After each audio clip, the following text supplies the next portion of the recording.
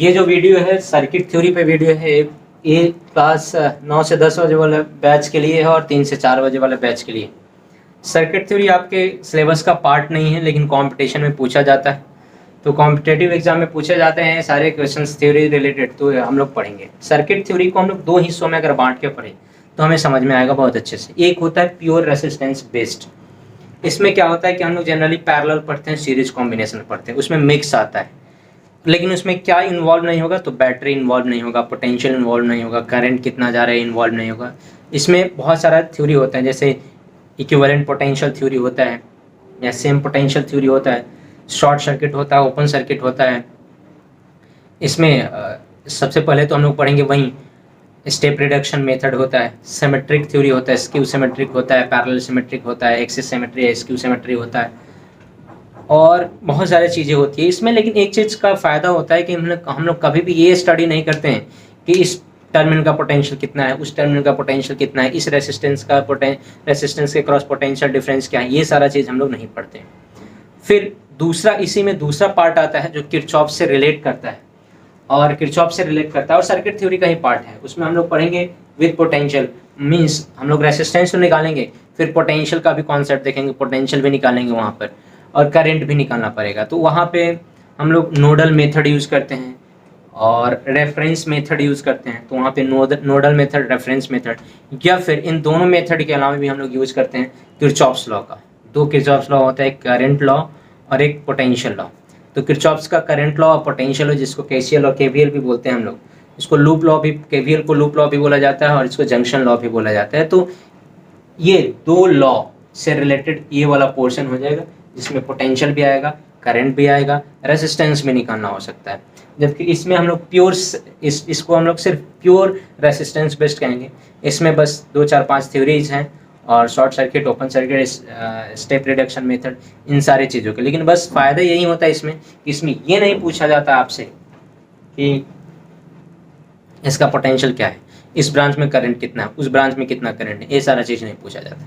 तो हम लोग सर्किट थ्योरी को 2 भी यहाँ पे पढ़ेंगे, और अभी हम लोग बहुत सारे चीज़ डिराइव भी करना है। अभी सर्किट थ्योरी का हम लोग पार्ट तो पढ़ लिए, लेकिन बेसिकली हम लोग पैरेलल का फॉर्मूला, सीरीज का फॉर्मूला क्या होता है, वो छोटा मोटा डेरिवेशन और फटाफट हम लोग करते जाएंगे। तो फटाक से पहले इस तरह से स्केच करो और फिर हम लोग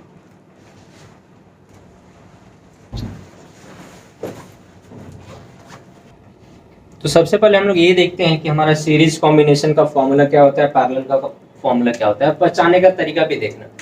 सीरीज कॉम्बिनेशन कहते किसमें है, जब एक रेसिस्टर का एक टर्मिनल दूसरे रेसिस्टर के दूसरे टर्मिनल से जुड़ा हो। ऐसे कभी डेफिनेशन हम लोग नहीं देते हैं। जनरली हम लोग कहते हैं कि किसी भी तरह से सर्किट हो, फर्क नहीं पड़ता, अगर सेम अमाउंट का करंट फ्लो कर रहा है तो इसको हम लोग सीरीज कॉम्बिनेशन कहते हैं। इसमें भी आए, इसमें भी आए, इसमें भी आए। तो और अलग क्या होता है, तो पोटेंशियल डिफरेंस, इसमें V1, इसमें V2 और इसमें V3।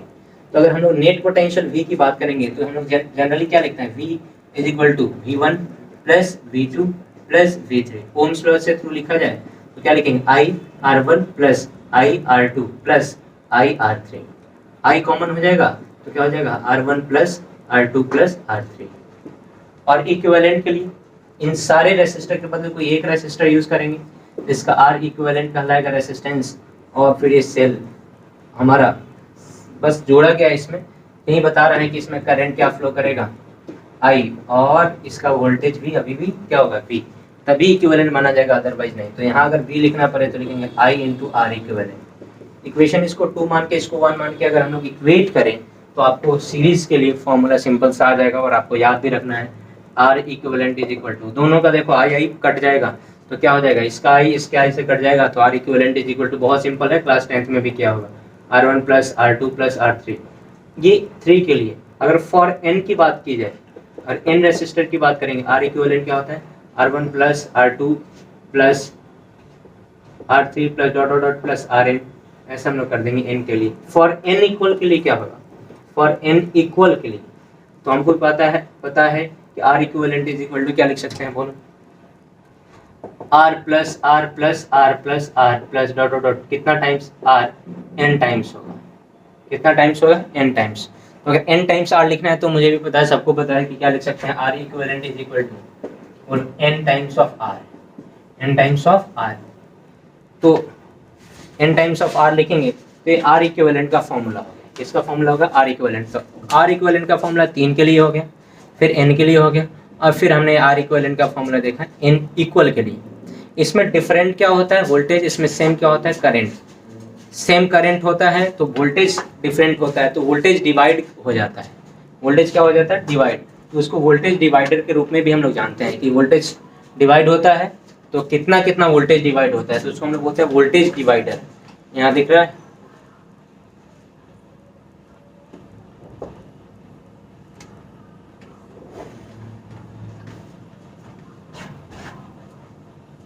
चलो ठीक है, वोल्टेज डिवाइडर के रूप में भी हम लोग पढ़ेंगे। क्या वोल्टेज डिवाइडर के रूप में पढ़ेंगे? तो ध्यान से देखो। तो अगर V1 वोल्टेज डिवाइड किया गया, वोल्टेज V था और कितना पार्ट में डिवाइड हो गया? V1, V2, V3 में। इसलिए हम लोग क्या बोलते हैं इसको? Voltage divider. इन तीनों क्या बोलते हैं? Voltage divider. वोल्टेज डिवाइडर का फॉर्मूला क्या होगा? V1। तो V1 का कहोगे सर फॉर्मूला कुछ नहीं, IR। तो IR1 V=IR होता है ओम्स लॉ। तो V1 क्या लिखेंगे? IR1। करंट हमें पता है, करंट कैसे निकालते हैं?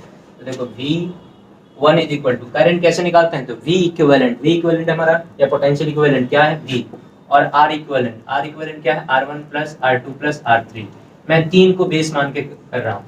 कितना? किसको बेस मान के चेक कर रहा हूँ? 3 रेसिस्टर को। और 4 रेसिस्टर मान के चलते तो नीचे R1 plus R2 plus R3 plus R4 होता। 5 मान के चलते R1 plus R2 plus R3 plus R4 होता। इस तरह से। तो V1 कैसे लिखेंगे? तो V क्या होता है? IR। V I means current. Current का फॉर्मूला क्या लेते हैं? ओम्स लॉ से V/R इक्विवेलेंट। तो V हमारा वोल्टेज सेल में V है और R इक्विवेलेंट कितना है? R1 plus R2 plus R3। 3 के लिए बात हो रही है और V1 है तो R1 होगा। तो यहाँ देखो, तो ध्यान से पाओगे कि ये फॉर्मूला आ गया हमारा V1 का। सिमिलरली अगर V2 लिखना हो, सेम करंट तो डिफरेंट वोल्टेज होगा। वोल्टेज बस कौन कौन क्या क्या वोल्टेज होगा? V1 में क्या होगा, V2 में क्या होगा, V3 में क्या होगा, यही कैलकुलेट करें। फिर से हमारा क्या होगा फॉर्मूला? V=IR। लेकिन अब की बार R1 ना होके क्या होगा? R2, क्योंकि सेकंड वोल्टेज निकालना है। सेकंड वोल्टेज हमारा सेकंड रेसिस्टर के रिगार्डिंग है। तो बोलो V2 क्या लिख सकते हैं? V2 I फिर से हमारा वही वाला फॉर्मूला, सेम करंट है तो I=V/R1 plus R2 plus R3। ये तो I का फॉर्मूला हो गया और रेसिस्टेंस R2 है, R1 है, R2 है। तो फिर उसी तरह अगर V3 लिखना पड़े, डायरेक्ट मैं लिख सकता हूँ V3 बोलो VR3 upon R1 plus R2 plus R3। इसको हम लोग बोलते हैं voltage divider.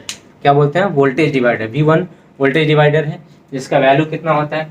R1 upon total R equivalent. और V देखो ध्यान से, V ही डिवाइड हुआ है, V ही डिवाइड हुआ है कितना में? तो V1 V इंटू कितना में डिवाइड हुआ है? तो R1 upon R1 plus R2 plus R3। इसलिए इसको बोलते हैं वोल्टेज डिवाइडर। क्या बोलते हैं? Voltage divider. तो हमने अभी देखा क्या कि R इक्विवेलेंट का फॉर्मूला क्या होता है, N के लिए क्या होता है, N इक्वल के लिए क्या होता है? सेम करंट है, डिफरेंट वोल्टेज। वोल्टेज क्या होगा? V1 क्या हो सकता है, V2 क्या हो सकता है, V3 क्या हो सकता है? सिंपल हम निकाल सकते हैं। R इक्विवेलेंट निकाल के IR1 IR2 IR3 कर दीजिएगा, उसके क्रॉस वोल्टेज निकल जाएगा। उससे हम लोग जनरली वोल्टेज डिवाइडर के रूप में जानते हैं। तो फटाक से वीडियो पॉज करके फटाफट लिख डालो।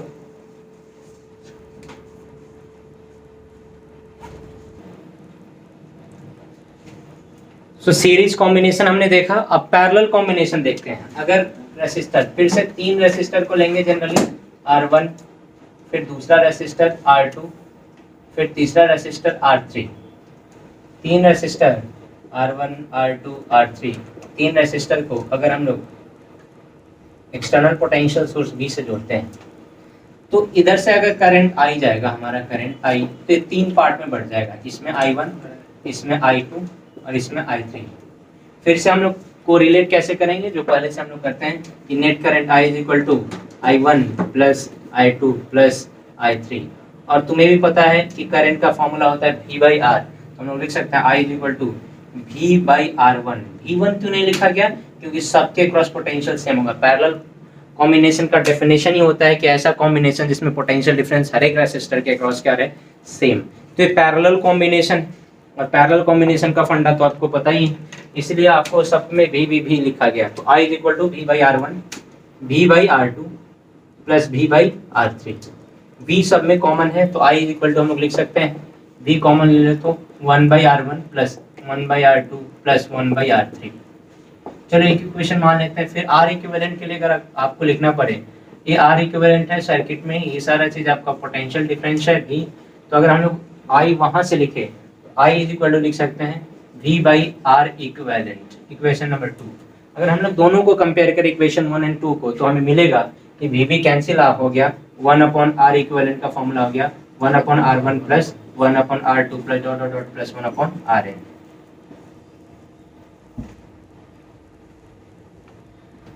3 के लिए है तो सिर्फ हम लोग क्या लिख सकते हैं 1 प्लस 1 बाई R3 तक ही लिख सकते हैं।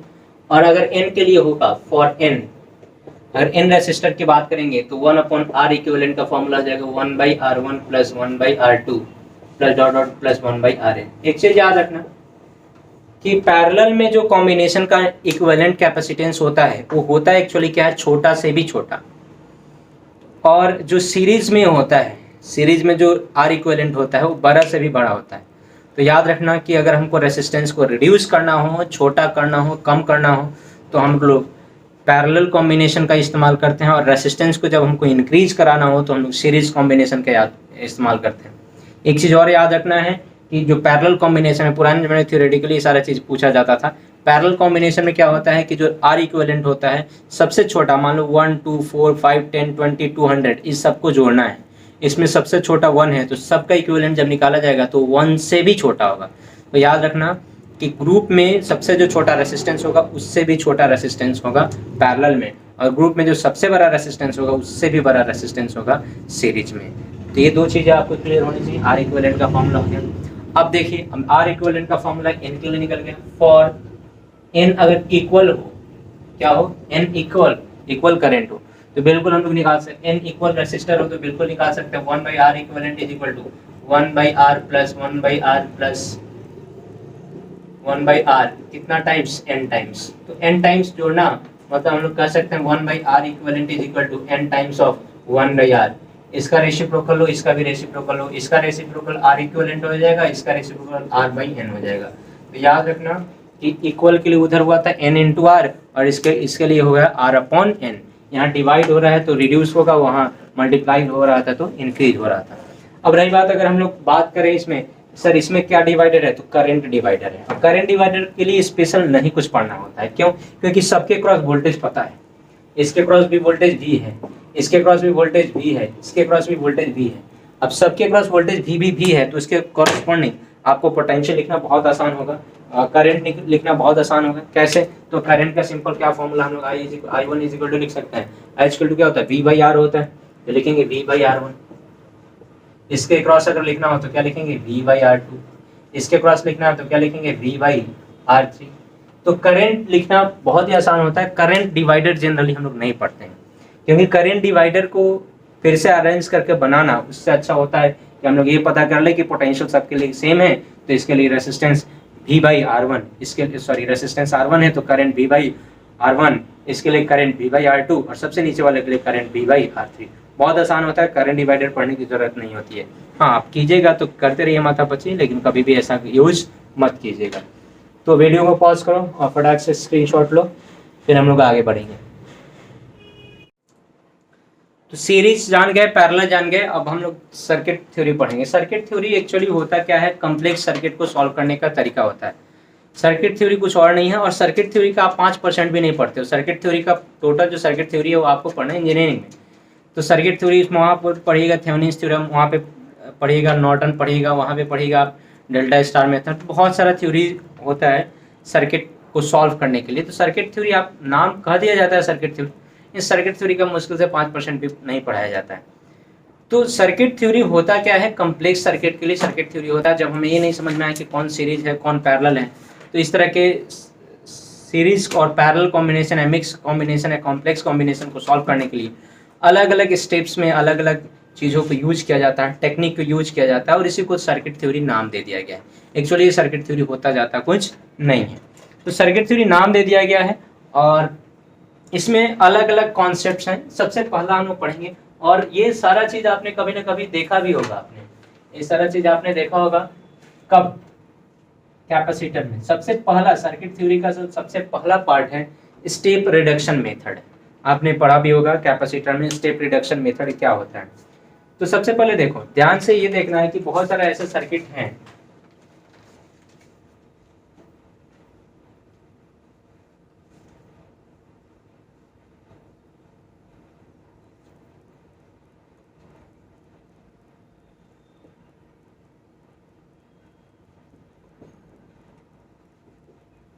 मान लो मैं इस रेसिस्टेंस की, इस सर्किट की बात कर रहा हूँ, सबका रेसिस्टेंस जनरली हम लोग आर आर आर ही मानेंगे, याद रखिएगा, हम डेटा रख के पुट करके हम लोग नहीं बना रहे हैं। तो अगर ए और बी के क्रॉस कैपेसिटेंस निकालना है तो इसमें अगर डायरेक्ट देखा जाए कि ए और बी के क्रॉस कोई कैपेसिटर पैरेलल और कोई रेसिस्टर पैरेलल और सीरीज में है तो डायरेक्ट नहीं है। जैसे जैसे हम लोग स्टेप बाय स्टेप देखते जाएंगे, स्टेप बाय स्टेप रिड्यूस करते जाएंगे, तोड़ते जाएंगे, कॉम्प्लेक्स सर्किट हमारा सिंपल सर्किट में कन्वर्ट होते जाएगा और हम लोग इजीली देख सकते हैं कि हमारा आर इक्विवेलेंट का वैल्यू आएगा। तो सर हम कैसे पहचानेंगे? अगर आप बताते हो एटलीस्ट अगर 5-6 बता रहे हो कॉन्सेप्ट, तो हम कैसे पहचानेंगे कि इसमें कौन ओपन सर्किट है, शॉर्ट सर्किट वाला कॉन्सेप्ट है? हम कैसे पहचानेंगे कि स्टेप रिडक्शन है सर? हम कैसे पहचानेंगे इक्विवेलेंट पॉइंट वाला कॉन्सेप्ट है? हम कैसे पहचानेंगे सिमेट्रिसिटी है, और कौन सा सिमेट्रिसिटी लग रहा है, स्क्यू सिमेट्री लग रहा है, या फिर तुम्हारा रिवर्स सिमेट्री लग रहा है, या फिर तुम्हारा पैरेलल एक्सिस सिमेट्री लग रहा है, या फिर परपेंडिकुलर एक्सिस सिमेट्रिक लग रहा है? ये सब कैसे पहचानेंगे? तो देखो, सब कुछ पहचानने का कुछ ट्रिक है, टेक्निक है। जब भी कॉम्प्लेक्स सर्किट को देखो और ऐसा नजर आए कि कोई दो रेसिस्टर हम सॉल्व इजीली कर सकते हैं, या दो रेसिस्टर या तो पैरेलल में होना चाहिए या दो रेसिस्टर सीरीज में। जब कभी भी ऐसा कहीं फीलिंग आए तो आपको समझना ये है कि ये कॉम्बिनेशन हर हालत में किससे सॉल्व होगा? तो स्टेप रिडक्शन मेथड से। इससे स्टेप रिडक्शन मेथड, या इसको सक्सेसिव रिडक्शन मेथड भी बोलते हैं, क्योंकि स्टेप बाय स्टेप ये सॉल्व होता है या फिर एक एक करके होता है, तो इसलिए इसको हम लोग सक्सेसिव रिडक्शन मेथड भी बोलते हैं, स्टेप रिडक्शन मेथड या सक्सेसिव रिडक्शन मेथड। इस मेथड में होता क्या है, कैसे पहचानेंगे? कोई भी कॉम्प्लेक्स सर्किट होगा, उस कॉम्प्लेक्स सर्किट में आपको यही देखना है कि कोई दो रेसिस्टर जरूर होगा जो या तो पैरेलल में होगा या फिर सीरीज में होगा, और इजीली हम लोग उसको बिना किसी सर्किट के बिना किसी हिस्से को ब्रेक किए हुए, डिस्टर्ब किए हुए, हम लोग उसको इजीली सॉल्व कर सकते हैं। और जैसे ही इजीली हम लोग सॉल्व करेंगे तो पता ये चला कि जैसे ही हम लोग उसको सॉल्व किए तो दूसरा भी फिर से सीरीज पैरेलल बन जाएगा, फिर तीसरा बन जाएगा, और सिंपल लास्ट में सीरीज या पैरेलल का एक चेन नजर आएगा, जो जिसको हम लोग सिंपल सर्किट के तौर पे आराम से रिड्यूस कर सकते हैं, निकाल सकते हैं। एज फॉर एग्जाम्पल, ध्यान से देखो, अगर इसी को तो आपको ये नजर आ रहा है, यहाँ पर तो हमें दो नजर आ रहा है कि सर इन दोनों को एक साथ करेंगे तो कोई डिस्टर्बेंस नहीं होगा, और सर इन दोनों को भी एक साथ करेंगे तो कोई डिस्टर्बेंस नहीं होगा। तो इन दोनों के बदले हम सर्किट को, इन दोनों के बदले एक रेसिस्टेंस लिखेंगे और सर्किट हमारा डिस्टर्ब नहीं होगा। सर्किट हमारा डिस्टर्ब नहीं होना चाहिए मीन्स इसके सर्किट के जितने भी अलग कंपोनेंट हैं, एक कंपोनेंट कौन है, एक आर है बीच वाला, नीचे वाला, इसके बाद ये वाला कंपोनेंट है, ये दोनों कंपोनेंट ए भी आर है, ये दोनों कंपोनेंट डिस्टर्ब नहीं होना चाहिए। बाद बाकी कौन कौन से कंपोनेंट है, ये आर आर, तो सीरीज में हो जाएगा, कितना हो जाएगा, 2R, आर आर कितना हो जाएगा, 2R। फिर ये दोनों भी सीरीज में। पहचाने का तरीका है, एक टर्मिनल से दूसरे टर्मिनल तक जाने के लिए अगर एक ही रास्ता हो, एक पॉइंट से दूसरे पॉइंट या एक टर्मिनल से दूसरे टर्मिनल तक जाने में एक ही रास्ता हो तो सीरीज होगा, और अगर एक से ज्यादा रास्ता हो तो पैरेलल। अगर हम लोग ए से देखेंगे तो नो डाउट ए से हमारे पास 3 रास्ता है, तो हम एक से नहीं देख रहे हैं, हम बस इन दोनों रेसिस्टर के एक किनारे से दूसरे किनारे और इन दोनों रेसिस्टर के एक किनारे से दूसरे किनारे पे जा रहे हैं। तो अगर आप ध्यान से देखो तो ऊपर वाला भी आर आर कितना हो जाएगा, 2R। अब तुम्हें नजर आएगा कि ये 2R और ये 2R दोनों पैरेलल में। अब पैरेलल वाला फॉर्मूला लगा दो, पैरेलल वाला 2 के लिए R1 × R2 अपन R1 + R2, और R इक्विवेलेंट का पता ही है, तो 2 के लिए है तो सिंपल से R इक्विवेलेंट का फॉर्मूला एकदम से याद रखना, R1 × R2 upon R1 + R2। Special 2 के लिए यूज होता है, बाद बाकी 3-4 के लिए यूज हो तो 1 अपॉन करके हम लोग निकाल सकते हैं। कैपेसिटेंस में भी आपको बताया था, तो बोलो इन दोनों का क्या हो जाएगा, 2 × 2, 4 अपॉन 2 + 2, 4 कैंसिल होके क्या हो जाएगा, R होगा। दूसरा भी हम लोग टेक्निक यूज कर सकते हैं, सर इक्वल है और इक्वल भी है और पैरेलल में है, तो R इक्विवेलेंट का फॉर्मूला होता था सर R/n। R एक R है 2R और n इसकी संख्या कितनी है, 2 है, 1 और 2, तो ऐसे भी हमारा कितना आएगा R, और वैसे भी वैल्यू पुट करेंगे 2R × 2R upon 2R + 2R 4R, तो कैंसिल होकर हमारा R ही आएगा, कैंसिल होकर क्या आ जाएगा, R। तो हर हालत में इसको क्या आना, R, मतलब इन दोनों के बदले आप ऐसा सर्किट यूज करेंगे कि इन दोनों के बदले एक ही रेसिस्टर यूज करेंगे, अभी भी हमारा दो part A and be disturb नहीं हो रहा है, दो टर्मिनल ए एंड बी हर हालत में डिस्टर्ब नहीं होना चाहिए। ये आर है हमारा, ये आर है पहले से, और जब इन दोनों को सॉल्व किए तो इन दोनों को सॉल्व करने पर ये आ रहा है, ये भी आर ही है, आर आर फिर से क्या होगा हमारा, दोनों फिर से देखो तो सीरीज में है, तो इन दोनों को सॉल्व करेंगे, इन दोनों के बदले कोई एक रेसिस्टर यूज करेंगे 2R, और नीचे वाला हमारा R है, ये देखो ए टर्मिनल है, बी टर्मिनल है, तो R 2R और R ये पैरेलल में है, तो फिर से फाइनली हमारा R इक्विवेलेंट, अगर हमको फाइनल निकालना है तो फाइनल R इक्विवेलेंट हो जाएगा R1 into R2 2R into R upon R1 plus R2 3R, R से R कैंसिल, तो कितना होगा 2/3R। ये आपका फॉर्मूला हो गया। इसको हम लोग इस तरह से बहुत सारा सर्किट आपको मिलेगा जिसको हम लोग बोलते हैं स्टेप रिडक्शन मेथड। एक हेक्सागन वाला भी क्वेश्चंस मैं कराऊंगा, इसको स्टेप रिडक्शन मेथड के थ्रू हम लोग देखेंगे, और इसके बाद क्वेश्चंस भेजा जाएगा। आप क्वेश्चन जब तक खुद से प्रैक्टिस नहीं कीजिएगा कौन कौन से स्टेप रिडक्शन क्वेश्चंस हैं उस सारे को टिक करके आपको बता दिया जाएगा, या फिर वीडियो शीट भेजा जाएगा उसमें बता दिया जाएगा स्टेप रिडक्शन पे कौन कौन है। बिल्कुल जब तक आप क्वेश्चंस नहीं लगाओगे तब तक आपको ये स्टेप रिडक्शन बस नोट्स पर ही रह जाएगा, बोर्ड पर ही रह जाएगा। चलो फटाफट आज का आंसर करो। वीडियो क्या निकालना है, डायग्राम था आर इक्विवेलेंट फॉर गिवन, फटाक से राइट डाउन करो एग्जाम्पल के तौर पे।